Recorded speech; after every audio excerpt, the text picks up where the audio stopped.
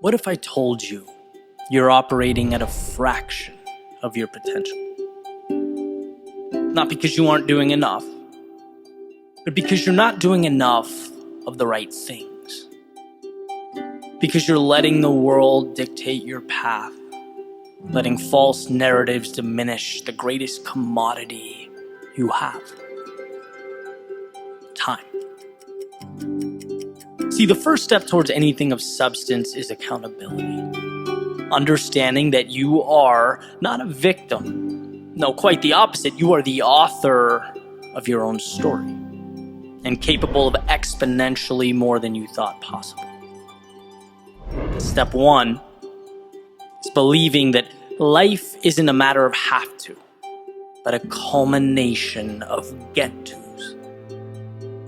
Little victories in the present that come to define you and your journey. As Ben Franklin states, when you take care of the minutes, well, the years take care of themselves. And it's not just being hopeful or wishing or crossed fingers, but the execution in the now. Understanding the power of this moment, the air you're breathing, and the opportunity around you. See, there's a misconception about the Michael Phelpses of the world. That they became great when they broke the record, when they waved to the crowd and stood on the podium. But in reality, their greatness was captured long before any podium. The podium was when the world became aware. Greatness was achieved in the solitary, individual moments of courage, every time they made the present count. Because it's when we least want to push forward that this is precisely when we must do so. It is through the valley of despair that we must carry on. That is the root of greatness. And being human, well, it means not always wanting to do the right thing, but implementing the parameters that guide us. After all, we don't rise to our ambitions, we fall to our systems. And what Moran states is that annual goals seem to overlook that very thing that drives our success: accountability, empowerment. Right? Annualization leaves an infinite void for guessing. Goals unaccounted for, trying to hit targets in the dark. But what if we looked at life differently?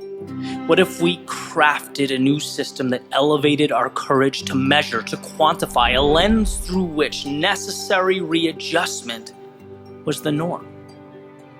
What if every 12 weeks we crossed a finish line, stood atop a metaphorical mountain from which we could overlook our results? What we'd see is a much more manageable period of time where months become weeks and weeks become days, where our victories can be celebrated and our misfires can be examined and reapproached. Why forfeit the advantage that can come from simply controlling your time and measuring your growth? Accountability is not consequences, it's ownership.